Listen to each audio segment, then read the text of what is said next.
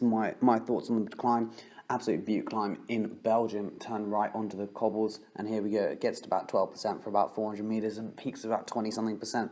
So I'm going decent effort up here.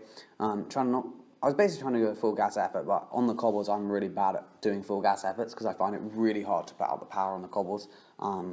But I think that's just lack of experience, and probably my weight doesn't help that much because I get bounced around a lot more than people who are slightly heavier than me. But anyway, so we're trying to fly up here. I'm trying to keep a good cadence. We've got this bloke ahead who I really want to catch, but he's actually a decent bloke. He seems to go pretty fast. So this is only like a three-minute climb or something. And normally on a 3-minute climb I can hold 400 watts for 3 minutes. Like that's not too crazy.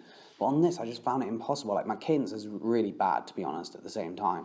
But I think the thing is, you can't get out of the saddle. Well, you can get out of the saddle, but it's just really hard to put a lot of power down out of the saddle. So you've really got to be good at putting this power down at a sort of a lowish cadence in the saddle. We're already up to 16%, 17% on cobbles, which is just horrible. And these cobbles are pretty bad. They're not very smooth at all.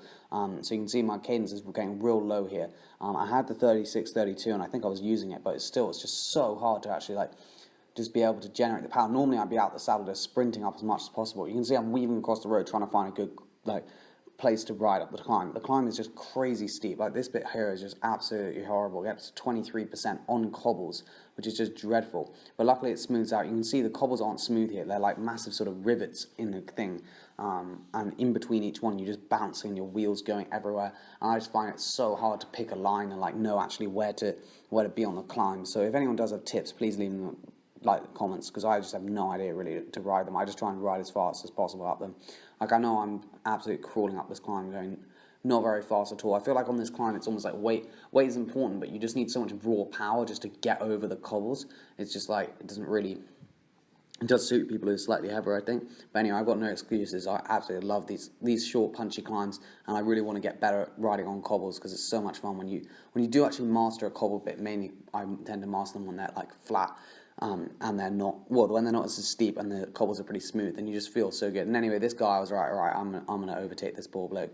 This poor bloke did pretty well. He held me off on the steep part. I think it's now he's just sort of cruising up, not really going full gas. But I was like, right, I'm gonna absolutely launch up this climb. I didn't even get that good of a time. I was nowhere near the top, the top 5%, just because it's such a hard climb and so many people who are pros do it. And this is the last part of the Koppenberg. Just gets a little bit steep up here, but nothing too major. And then after that, yeah, you pretty much chilled out.